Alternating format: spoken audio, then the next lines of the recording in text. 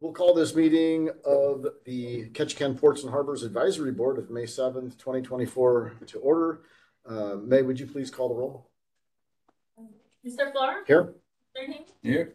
Mr. Bethel? Here. Mr. Castle? Here. Mr. Copper? Here.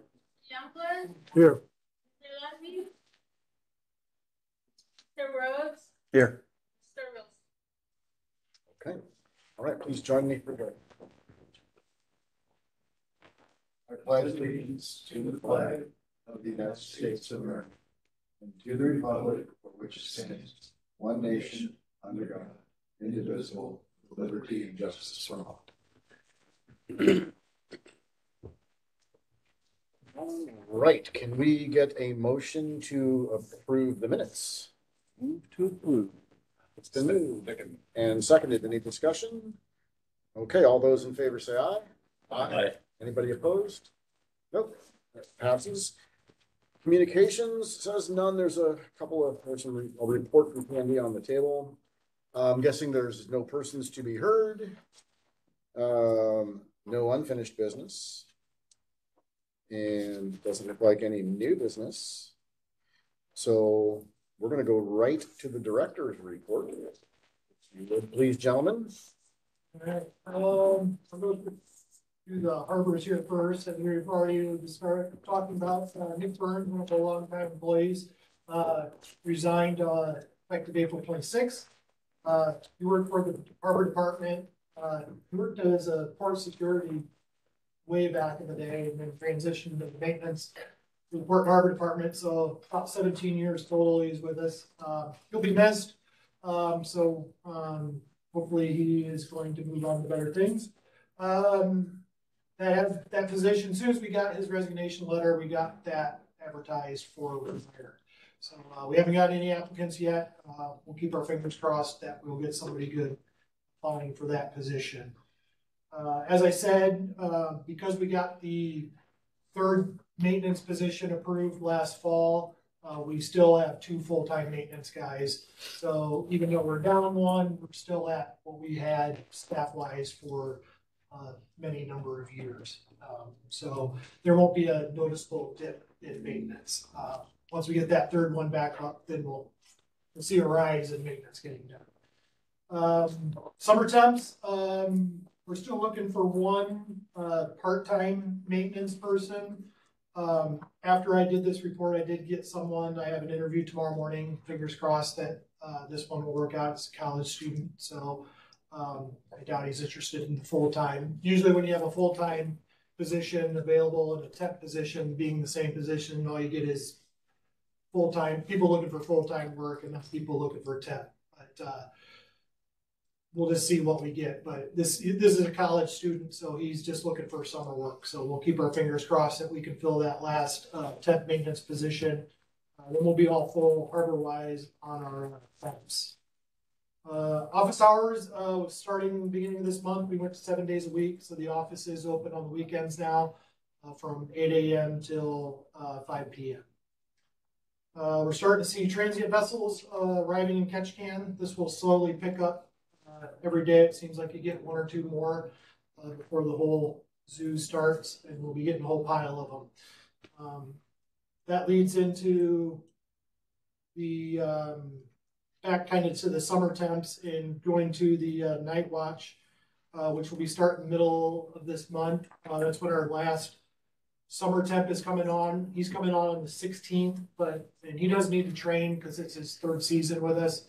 So as soon as he shows up, we're going right into the night shift. We have 2 guys that are returns, 1 guy that's new. The new guy's been with us since April 1st, right around there. So he's had plenty of time to get trained up. So we'll be going into the night shift here, 2nd week of May here. Putting the finishing touches on the debris grant. I think I may send some pictures I try to get some pictures of the garbage that's on the bottom of the harbors, a couple shopping carts and whatnot. I did get 1 letter from, I can't remember the name of it now, it's slipping my mind. A letter of support from one of the Watershed Coalition, letter of support to add to that. So we'll keep our fingers crossed. see if we can't get some money to get the harbor bottoms cleaned up. The Thomas Basin loading zone, we are working on a new sign for that loading zone by the crane, as I stated here. And also at some point during the summer, we're going to paint some stripes, make it a real noticeable loading zone there by the crane, and hopefully keep people from parking in there longer than a few minutes to turn around or run down and get something or load something. We got 2 bad pilings in Bar Harbor. One's really bad, one's not bad, but it needs replace. I'm just waiting for approval on my PO from downtown to get that in the works and scheduled for hopefully sometime in June to have a contractor come in and replace those 2 pilings. And they finally posted the director's position on April 29th. And we obviously don't know who has applied for that or anything. That's all being handled by the city manager, assistant city manager, and human resources. So if you want to know what's going on with that, suggest you direct questions to that, because they're not telling us anything yet. That's all we got for the harbors. Those 2 pilings slated for replacement. What float was that? One's on 12 and one's on 13. Okay. Thanks. Are we gonna have to move boats? When the time comes, yeah.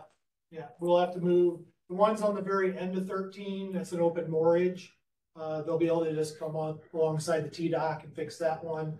The one on 12 is midway down. It's one of the end fingers. In the past, they give us a couple days heads up when they're going to be here. We get a hold of the people and say, hey, can we move you here temporarily? Generally, when you tell them that they're fixing a piling that's attached to their dock, they're usually pretty receptive on moving and getting it fixed, so they know their dock ain't going to break away on it. In the past, if we have someone out of town and they can't be around to move their boat, we'll move it for them. We'll just tow it or hand line it out of the way. So, shouldn't be a problem. Any other questions on the harbor stuff? Okay. Well, thanks for that. Pass it over to Craig. Preparing.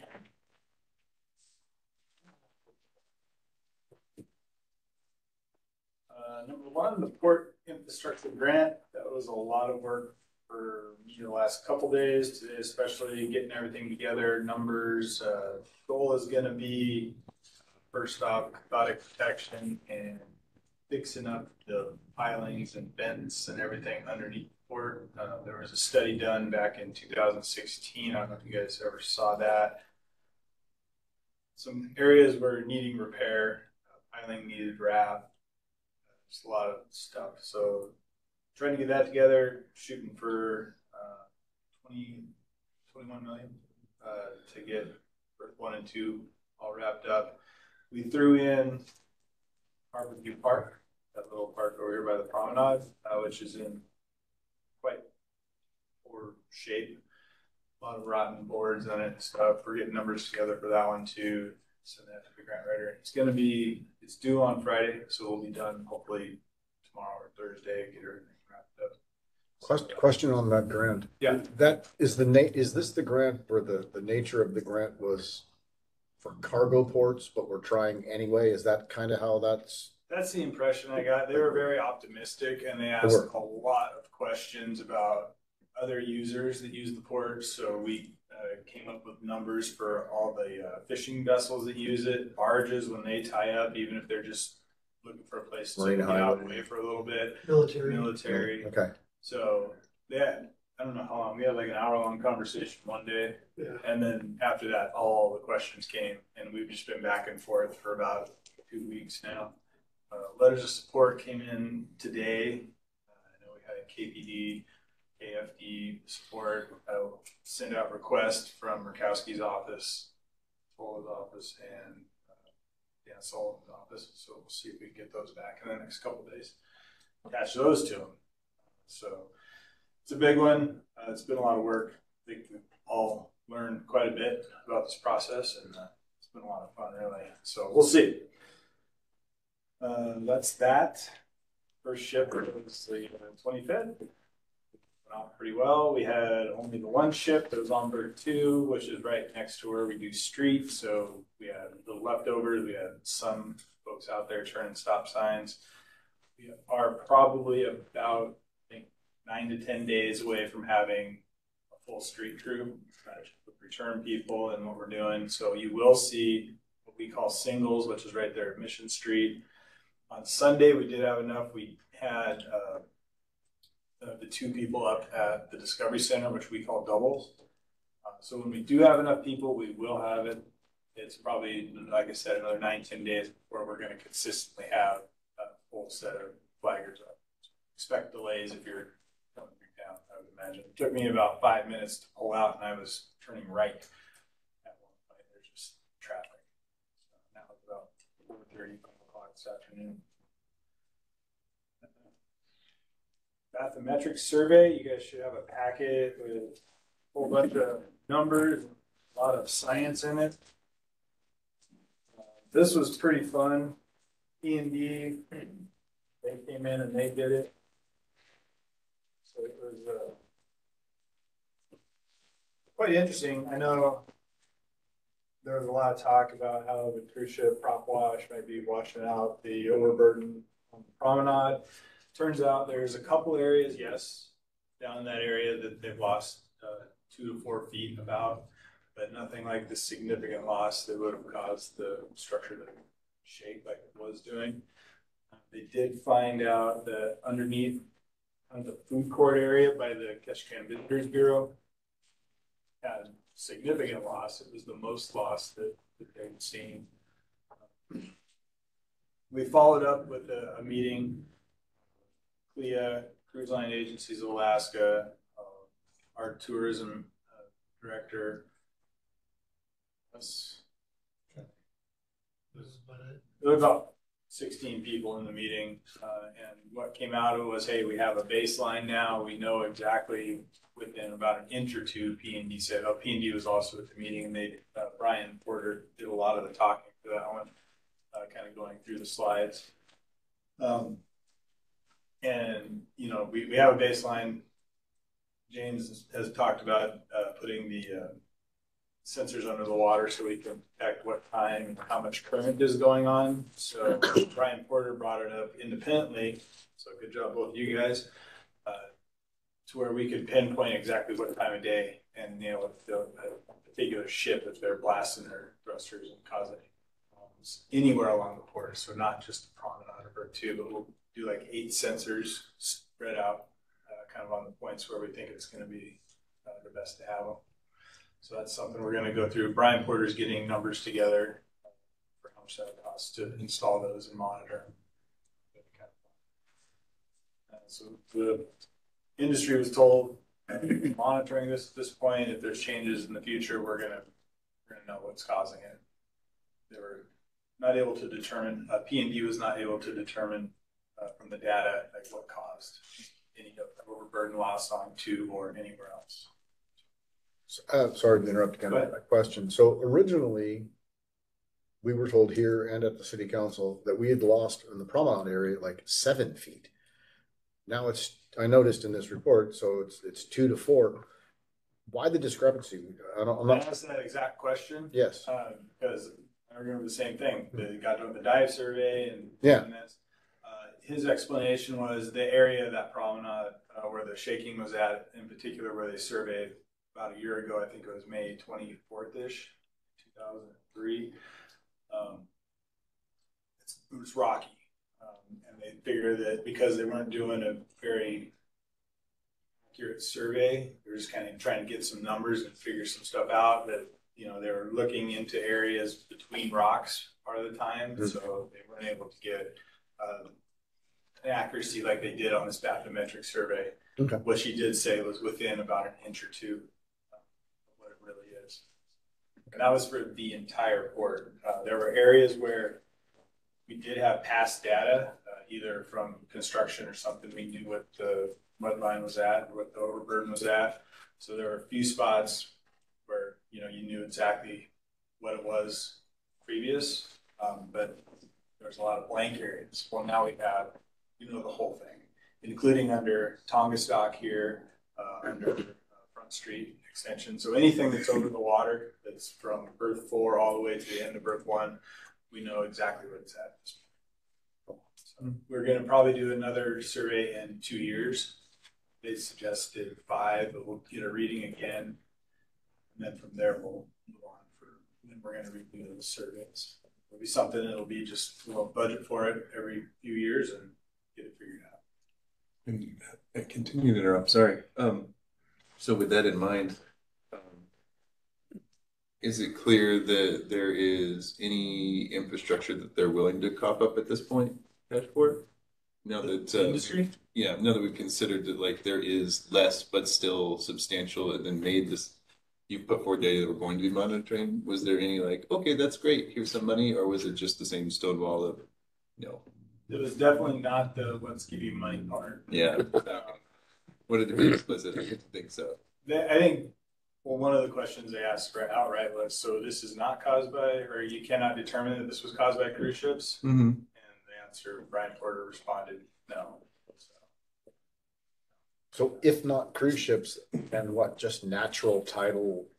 Could be. One of Action the things that Brian brought up was when that area down by on Berg 2 that was redone where they pulled all those wood pilings and drove in steel, is it could be just like a forest where you start taking out the forest and then you get stuff washing downhill.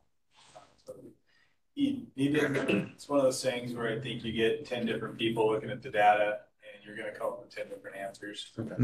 And down there it very well could be, from where it's back in a corner where they're blasting in there and just pushing stuff right off the beach and then down out into the water. So it could be, but he did not know. Okay. That's why doing this, getting those sensors in there would definitely give us a little more direct. Brian Porter, what's his title again?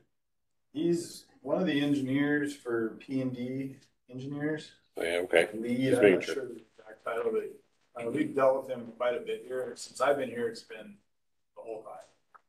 So he's very familiar with the port. He was involved earlier in a lot of these projects. So he knows what's going on here. There's never been a survey of the whole port. Then when they do projects, they'll come in and survey that one area. So what they did is they went back all the old projects, going back as far as they could find. And they pulled, okay, when berth 1 got in, put in, this piling here was put in at this depth. And then they took all that data and kind of constructed a map of the area. They constructed a survey from all the old data from all the old projects. And then they compared that to when they came in and did the survey. So all the original data, yeah, there's some science to it, but it's also a little bit of guesswork because they're looking at old pile driving logs and old surveys for when they came in and put the promenade in, and pulling data that wasn't really meant to do what they did with it, but they kind of compiled it all together to give us some kind of an idea. Starting point. Or a starting point. But now we have that baseline. We have the top of the line survey done. You can't get a better survey than what we have now. So when we come back in 2 years, if there's changes, we'll know about it for sure. And when we talk to cruise lines and Leah and everything, we made it very clear, we have our baseline now. If the ships are doing something, we're gonna know about it. And it's best that you let your ships know, your pilots and your captains and everybody know that it'd probably be best to go as soft as you can on your thrusters and everything. Because if you do something down there, we're gonna know about it. And we're gonna come to you once that does happen. When we had that meeting with them in March, I think, that specifically came up. Someone asked, well, about this very concern, and the representative from CLIA said that they would, starting this year, they would take measures to mitigate scouring to the extent they could, but they provided zero specifics. They actually got asked twice, 2 different points in the meeting, but there was no explanation of what mitigating measures they would take there, but they're gonna do something. We'll see. What's the cost and whose budget does this come out of? Oh, the port budget, I'm not sure, we were discussing that today. We know how much? Yeah, the survey. Or infrastructure. I want to say the survey was like 60,000. Yeah, it was not cheap. 66. 60,000. Okay. Yeah, I want that number jumps out at me for some reason. Okay. So going forward, it could be cheaper because we've already done it. Yeah. And I think the next relevant, how much is it, is we've now had this, and prior to this, and we haven't seen the final draft yet, but we've also had a port-wide condition analysis, including the public works infrastructure, which is the Tongass dock, and they prioritized it like, 1, 2, 3, most urgent, intermediate, get to it someday. So I guess the next question to answer is, especially for the tier 1 projects, we're waiting on a price now, right? We're getting some scope of Yes. the cost for the prioritized scope of work. Any idea when we might see that? The one they're working on right now is they're putting together the promenade end fix here where it attaches to the shore, because that needs fixed. That's a priority Right. one. That should be coming back here real soon with a bid packet to be put out for bid. I think the next would be the 1 and 2, and we're kind of waiting to see where we go with this grant, because that may determine on how fast things move. But we haven't gotten a cost estimate No. yet, right? No. We have a Okay, rough idea from what the cost was in 2016. yeah, So if you extrapolate that with increased inflation, construction materials, and just the cost of construction itself, we have it estimated at about 18, 19 million. So not cheap, but that's also not as much of a doable. jump from, I think, if I remember right, in 2016, 17, it was 15. That also included bird 3. Oh, So we had to okay. Take out the bird 3. Okay. Yeah. Oh, you're right. Sorry, I forgot. And there is a rough cost summary on page 3 of the waterfront maintenance program. It's got a P&D put this together. These numbers they said were their worst case scenario numbers for fixes. So it's a rough estimate, but that gets us in the ballpark. It seems pretty obvious to me with the size of the ships and the horsepower of those thrusters, it's inevitable that they're going to do some damage to the unprotected shoreline, so to speak. Is there like a best practice, or is there recommended The recommendation, protections for what we endure with these cruise ships, like a solid bulkheads or Bigger seems- rock. Like a sheet pile, yeah, something like sheet pile. There you sort of go. idea. I mean, Which would be hugely problematic to install, but for right now, what they're gonna do is they're gonna slow down. There was a noticeable change. We had the meeting one day, but the next day, you could tell the ships were not pushing as hard. They were coming in softer, so they didn't have to push to stay off when they were landing. that's And then good. they were pushing lighter to go out there. It has not been a big wind, so there hasn't been as much need either. And I'm trying to pay attention, as those ships come in and watch them. But you could notice, huh? you can notice Cool. that this morning, they were coming in. They actually did. They started coming this way up to bird 3. They came in real slow alongside without anything, and then just kind of lightly pushed out and kind of lined up with bird 3. First time I'd seen that, where before they would come right up in and then just kind of slam in. So they're doing things better. It appears. Good. But it is one of those things that we're just going to keep watching. I told my supervisors, watch when they're leaving, especially bird 2.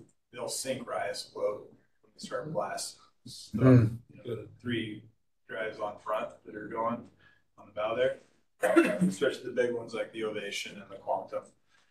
But they'll, cavitate that so bad or whatever they're doing, they'll just put it right underwater. Oh. So they're not doing that as much. Yeah, probably notice it more on as they're coming in, just because I'm here every morning and I'm watching. Sometimes the afternoon I go home. But they are softer. And the ones I've watched in the evenings when they're leaving, they're definitely less.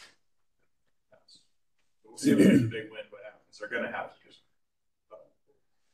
monitor it. See. We do have, it's not in my report, but we do have cameras everywhere on Earth, 1 through 3. Really good. We went from 6% coverage to more like 98% coverage. Wow. KPD has already accessed them to they have a floater, so they were in there looking at them. We've used them a couple times already. Really good. And hopefully next year, we planned on doing Earth 1 through 4. KPU just couldn't get to it all, so we decided, okay, we'll get what we can done this spring, and then we'll worry about the rest. So we'll get the Promenade and Earth 4 in the next budget cycle. They're excellent cameras. They're doing a good job. So with that, we can actually see things that are going around or on out in the water or up and down the port, so we can look at, if we're not there to watch one of the vessels leave and we see something or we think there's something going on, we can actually get on the cameras and watch that. I think the key moving forward will just be staying on top of it. As soon as they start slipping, we gotta let them know, hey, seems like you're using a little more power here than you were beginning of the season. Let them not forget that we're watching them. Smart. Go ahead. Do you have a timeline on the current sensors? No. Okay. Yeah, the meeting said Brian was going to get us some numbers and get back to us. That was 7, 8 days ago. Yeah. It hasn't been very long. So, yeah, I think it was 7 days ago. It seems like a thing like that might make us money down the road. Right. More evidence, Yeah, yeah. So they're not going to give you. He said you can pinpoint it to a captain, like whoever's doing it.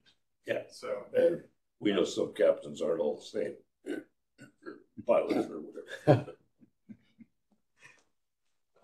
One more update that isn't in here, just in the last 2 days, the cable for Berth 1 Dolphin, because that's been down since I got here.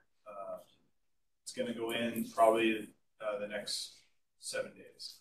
They were looking at windows of when they can get it in. What that entails is it's a big armored cable. It's going to come off the end of Berth 1 down the south there. It's going to go down. It's going to go across the ocean floor. It's going to come back up to the Dolphin. So there will be power to the capstan and the red navigation marker to make sure people aren't hitting it. Dive boat is going to be on site for part of it. They're going to run the cable through conduit on the bottom so that it's protected even more, and they're going to secure it to the piling coming down, which had never been done. So hopefully this one lasts everybody's lifetime. Don't have to worry about it ever again. That should happen here in the next week. The old one was unanchored? Yes, it was unanchored. So I mean, it's super heavy, and it probably had about a bazillion pounds of corrosion on it. Okay. So it probably didn't move too much, but in the beginning, it definitely wasn't. It lasted 15 years, right? Yeah. Something like that. So a good time. Like to get, longer out of this one. Anything else? Probably, but any questions? Any other questions for these gentlemen? Okay. Anybody have a future agenda item they want to add to the next meeting? Doesn't appear so. If, by the way, if something crosses somebody's radar between meetings, you want to add an agenda item, get a hold of May, and you can always add one as long as there's enough time to publicly notice it, be bid in the paper, then, and that's fine too. Comments, Mr. Castle? None today. Thanks, guys. No, I'm good. I just always concerned about the last float on 9, where Gracie was there the other day. Perseverance gets in there sometimes. Yeah. It just makes it so easier for. Yeah, that was just a temporary, because he's been on daily float all Yeah. winter, and he had to get out of there, and he just needed a place for a few days before he could get to the cannery. So I told him he could, because there was no place else to put Right, him. understand. Yeah. Is it Oh, sorry. I'm good. still, like everybody brainstorm, we need to have some kind of light on the end of that jetty. I know I talked with Dan years ago about it. I've asked a bit. You know, I know 3 guys that have hit that jetty. I mean, you know, it gets tricky when you got a guy laying this way on 9 and another guy that way on 9 and a low tide. To me, even my size vessel to sneak around and get in there if you can't see it. And I know people don't like us leaving our lights on when we sneak in there too. I proposed to, because Dan and I talked about this, and Dan did not want to put a light up. And I asked, why couldn't we just go out there with some reflectors? Even, yeah, a lot. They Glue them really, to the rocks, that would help. and because then you know, those would reflect any light off you. If you had a spotlight, you'd Yeah, hit that and you'd see it right We've away. used flashlights and you can hit like Coast Guard buoys and you'll pick up on it.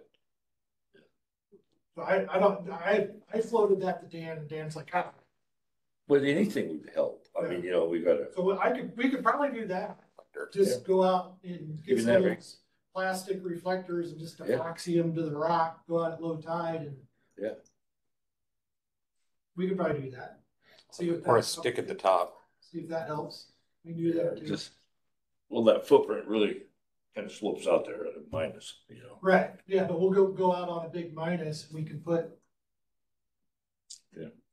You come Something around we that, can try, it could hurt. you come around that floating section, once you're past the red, yeah, unless you've got your headlights on it, I don't have any. My switch is right there. But Yeah, you can't see like, anything. You know, else no, now. Jared, he's always bitching about, everybody does, but it's what we live in, you know. We gotta have every stall we can get. Yeah. Yeah, I think we could maybe put some reflectors on there, then you can know if that helps or doesn't help, or. Let's paint all the rocks and reflect. Yeah. See what those guys says about that.